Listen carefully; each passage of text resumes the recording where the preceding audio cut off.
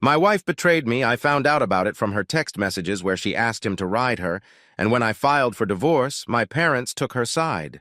Rebecca, my wife of 9 years, decided to unwind after dinner last evening. She headed to the living room to watch her favorite shows while I watched the Mavericks game and handled some work tasks.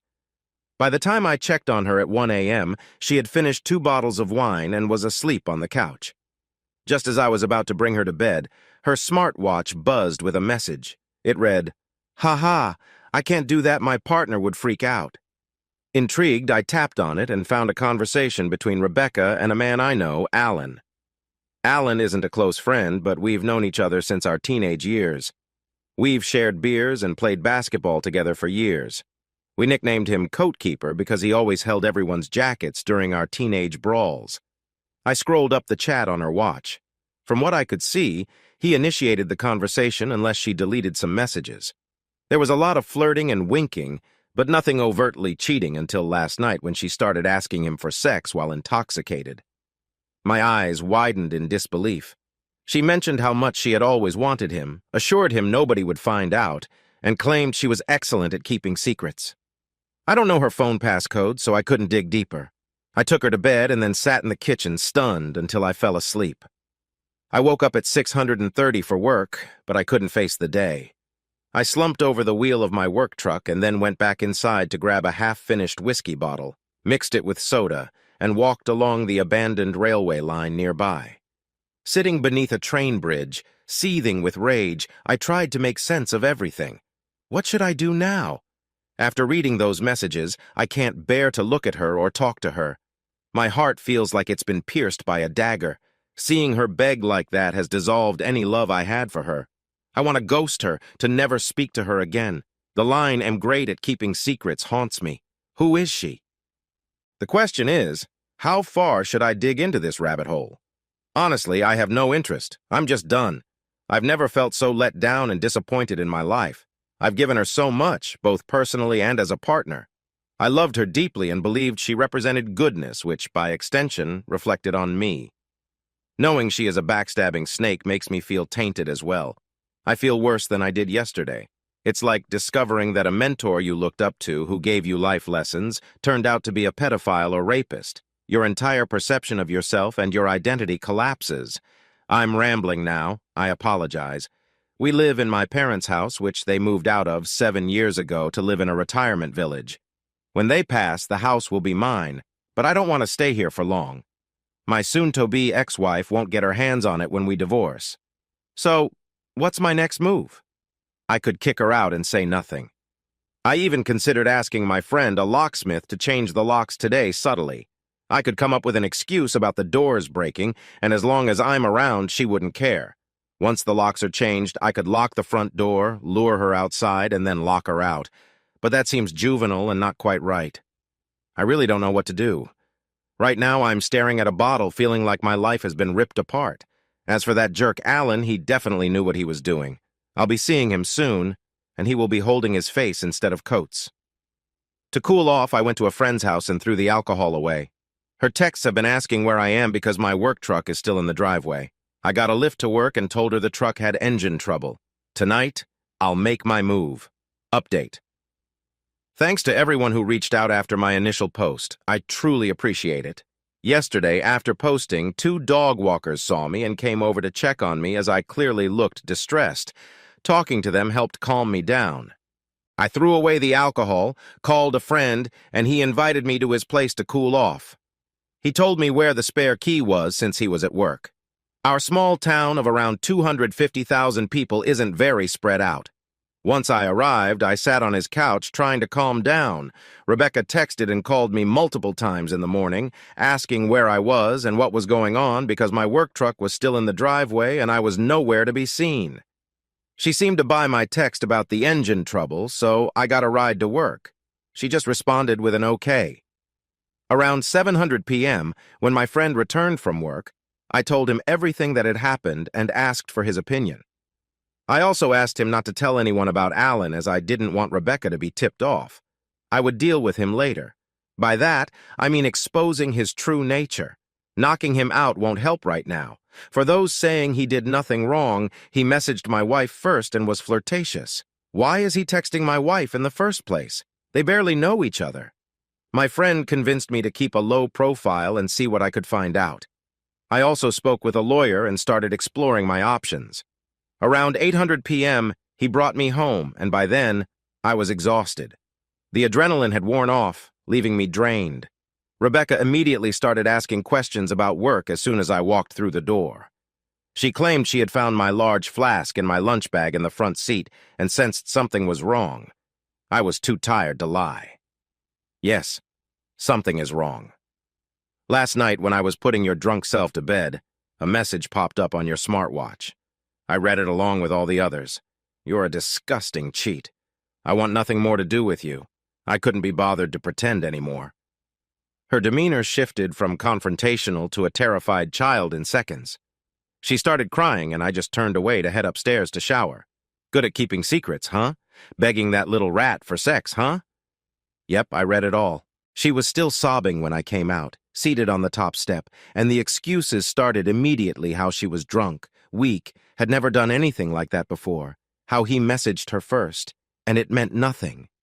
She never intended to follow through. Almost as if she had a script, she said everything someone on here predicted. She didn't try to blame me either. She probably knew I would have thrown her out right then if she had. I told her I wanted a divorce and for her to be out of the house in a month. She was to move into the guest room. Since then, I've been mostly ignoring her. I just glare at her and shake my head when she starts talking nonsense. I don't want to hear it. Last night she slept in the guest room today. I've barely spoken to her. Maybe she'll be gone when I get back from work if I'm lucky, but my luck isn't great. My mother insisted I shouldn't throw her out on the street when I told her parents what was happening today. My mother and she have always been close. We've been together for almost 13 years. My mother said we should handle it like adults, considering how much we've been through together, and that it was only words. She totally sided with Rebecca instead. It surprised me. Maybe this mess will end up destroying me. If my mother objects, do I have any right to ask her to leave? When my parents pass, it will be literally my house. I did nothing wrong, so I'm not leaving. This could turn into War of the Roses Part 2. I'm visiting a divorce attorney next week to discuss my options. Until then, I'll ignore my soon-to-be ex-wife. She probably won't confess anything else now. I'll never know if she was just chatting or if she planned to have an affair. Sorry for the slow update. I've just had time to write this now as I finish work. Update. The situation has been miserable since I found out Rebecca was trying to cheat on me with Alan 22 days ago. She's been sleeping in the guest room, and it's clear she doesn't intend to leave after she got into my mother's ear. I gave her a month to go. Although she has nowhere else to go, it's not my concern. I've seen my divorce attorney several times and am working on a divorce petition. I've also opened my own bank account and taken half the money from our joint account. The house has an unusual atmosphere now. We both spend most of our time in our rooms, and the living room has become a no-man's land. I've been working late a lot to avoid interacting with her. After learning about the 180, I've started following it and have been cordial, if a little cold, toward her. I'm glad I did this because I felt like a monster rejecting her existence. It wasn't the right way to act, and instead, I felt like the one who had wronged her. Last week, I broke from the 180 when I found her crying on the bathroom floor. I helped her up and gave her a comforting hug, but it was more of a there hug than one with affection. I'm so wary of her now that I wouldn't put it past her to have staged the scene. This is the toxic environment I'm living in. She's been saying she'll do anything to save this marriage and that it was a careless mistake. So I mentioned a lie detector test. I have no intention of following through with it. I wouldn't even know where to start. I just wanted to see her reaction. She agreed to it initially, but a few hours later she came to me with a tablet in hand, complaining about the inaccuracy of lie detectors and how anxiety and stress can produce false readings. With her anxiety issues, she said, they would be unreliable. I chuckled. It wasn't even a real laugh, more of a cynical giggle. She'll do anything to save the marriage except take a lie detector test, but it doesn't matter. I meant what I said in my initial post. Every ounce of love I had for her vanished when I read those messages. She's no longer the person I trusted with my life. She's not my true love. I see her as garbage that needs to be taken out before it stinks up the place. Since I told our friend group about Alan, he's been shunned. He has no friends left among us. He blocked my number and ignored my calls. That little rat. I hope it was worth it. I confronted my mother about siding with Rebecca. What was she expecting us to do? Live as if nothing happened and coexist like neighbors? It's absurd. My mother said Rebecca is the daughter she never had but always wanted. Before I was born, my mother had a stillborn daughter, and she's clung to Rebecca since we first met. They have a close relationship, as I mentioned earlier. Rebecca doesn't have many friends, and my mother thinks it's unacceptable for her to be alone, especially during a pandemic. She wants us to try couples counseling before throwing in the towel. I'm not doing that. The thought of sharing Christmas with Rebecca in the same house makes me sick. She'll want to do it just like every year. It'll be a whole production. My dad has always been quiet, just there. The word that counts in our family has always come from my mother. People here have been saying that it's now a question of my wife or me for my parents, and that I'm selfish and spoiled since it's not my house and I have no right to make demands. If it comes to it, I'm prepared to walk out and never come back. Someone has to uphold their word in this mess, and I need to look at myself in the mirror with some self-respect. If I leave, a friend has offered me a place to stay for a few weeks until I get myself sorted. But if I do go, I'm done with my parents. I'll never speak to them again. They'll likely see it as me giving up on them, walking away without trying to fix things. I see it as them choosing someone who hurt me over their own son. If I'm gone, what's the plan? Just Rebecca staying there alone while my parents tend to a backstabber? After we got married, my parents let us live in their house for a year. It was meant to be a late wedding gift. Over the years, I've spent tens of thousands on it. I dream of leaving it all behind, going somewhere new and starting over. But I don't know where else to go. I've lived in this town all my life. Am I being too harsh here? I'm practically ready to cut my parents out of my life. Why am I the one who has to leave everything behind? I've always believed that good things come to good people. Maybe I'm not as good as I thought. Maybe I deserve everything I'm getting. Wednesday, December 4th, this morning, I stopped calling that house home. Knowing Rebecca would be gone for a few hours for a hospital appointment, I used the time to pack my things and leave. I left the house keys on the kitchen table along with the divorce papers from my lawyer and was on my way. I've blocked Rebecca's and my mother's numbers. Any future communication with Rebecca will go through my lawyer. I'm staying with a friend for a week or two, but I hope to have my own place before Christmas. I haven't spoken to my parents in weeks. Our last communication was via text, where I explained to my mother why what Rebecca said to Alan hurt so much. She responded by saying she would let me cool off but couldn't talk to me when I was like this. A few days ago she tried calling me, but I declined. Today I blocked her number. My parents have let me down more than Rebecca's betrayal. During tough times, you turn to family for support to be your rock. My parents have made me feel like I'm overreacting, like I'm the one tearing the family apart. But I'm not. They made their choice when I asked them to lift mountains for me to get my unfaithful wife out of the house. My father had the chance to stand up for me but didn't. You make your choices and live with them. People have said I gave up too easily, that I didn't love Rebecca enough to fight for our marriage, but that's not true. I loved Rebecca more than anyone on this planet, and discovering her betrayal shattered me. We all have limits, and once those are crossed, things change irrevocably. Reading those messages broke something inside me. Like waking up from a trance, my feelings for her vanished. Everything after that was just delaying the inevitable. Since I left, I have to admit I'm curious about my parents' relationship with Rebecca. Now that contact with their son is severed, will they continue to support her? As for me, I'd love to travel. Rebecca hated flying, so most of our trips were to nearby places. I'd love to visit overseas again. 14 years ago, I went to Spain on a friend's trip. Once this pandemic cools down, I have my sights on the States. I'd love to see a bit of America. Update. As I last posted here more than 7 months ago, I thought that was it for me. I had made my decisions, but this morning I received a call that dragged me back into the mud. I wanted Rebecca out of my life, and I had no intention of reconciling. Walking away from my house that was to be bequeathed to me by my parents, and cutting ties with them as they sided with my wife over me. This morning, a friend called me to say my dad was trying to get in touch because my mother is not well, and he asked if he could give him my number. I agreed.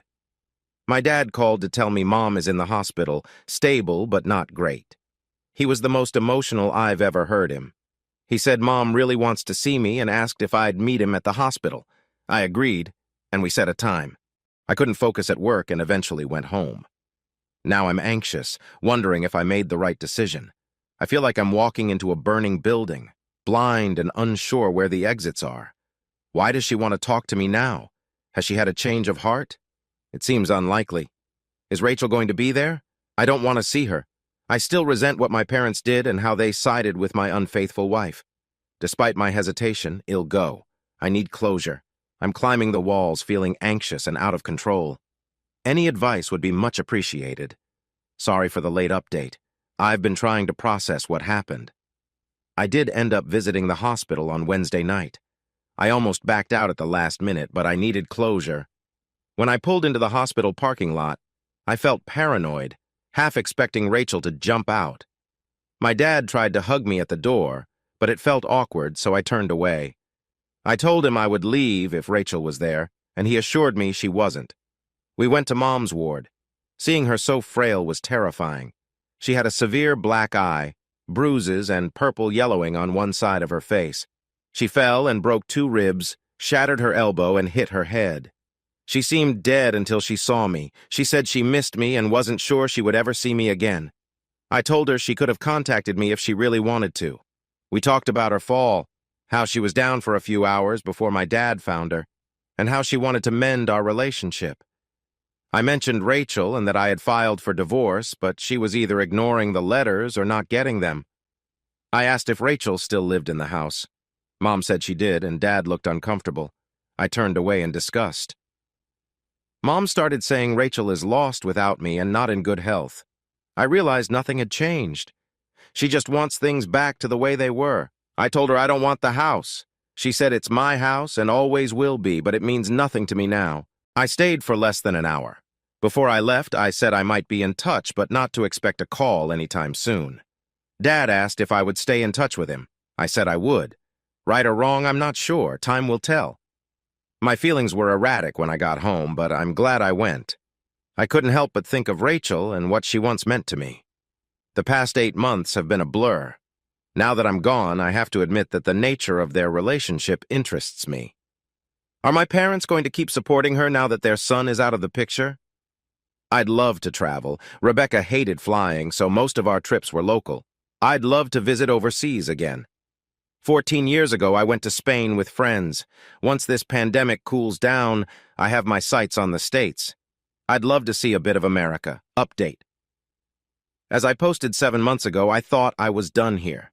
I made my decisions, but this morning a call dragged me back into the mud.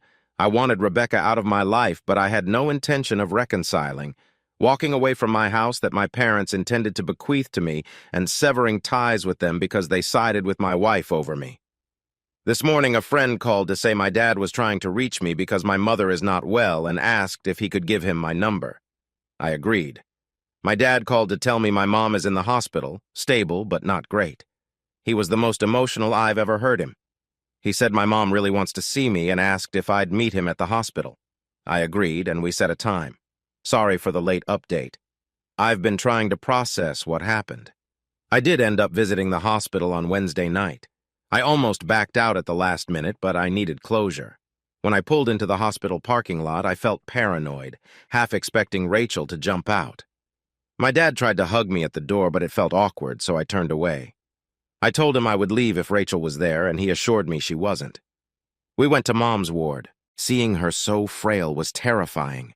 She had a severe black eye, bruises, and purple yellowing on one side of her face. She fell and broke 2 ribs, shattered her elbow, and hit her head.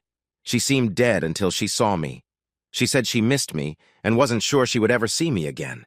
I told her she could have contacted me if she really wanted to.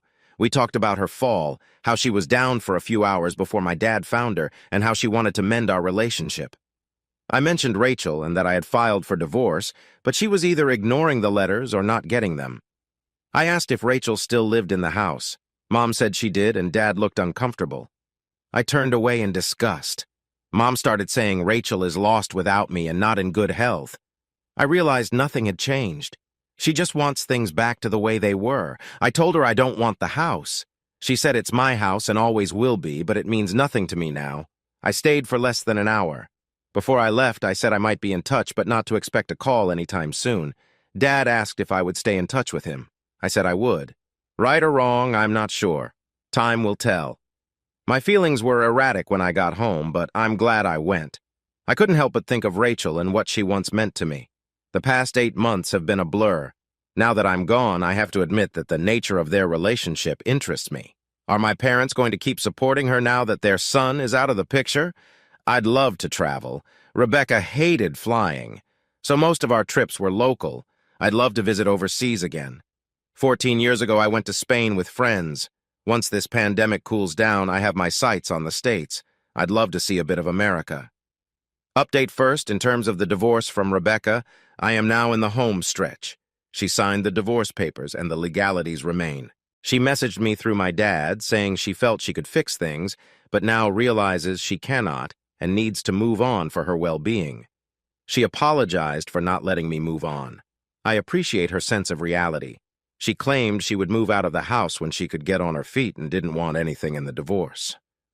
I'm fine with this. As for my mother, I haven't spoken to her yet, but my dad mentioned she is doing much better after leaving the hospital and returning to some normalcy. How things will turn out with them remains to be seen. I have advised them to put the house in my name to provide some security. We'll see how that turns out. My mental struggle to move past everything that has happened is the toughest challenge ahead. The brain is a fantastic yet terrible thing. For instance, I still taste the truffles I laughed at and then threw up at my grandmother's house when I was 5. Though I never ate truffles again 30 years later, I can still taste them. I realize I don't want to carry ideas, emotions, and beliefs about what has happened 30 years down the road. I don't want to be one of those elderly people whose suffering has knocked away something good. You hear about such people how they used to be decent, kind, or funny, but somewhere along the way, events change them into someone they never intended to be. I don't want to be that person. I have to let this pain pass before it consumes me. Starting therapy and consulting a psychiatrist has been beneficial for me. Honest communication about everything has been healing. Something my doctor said resonated with me. She remarked, "Your best years are the years you've got left."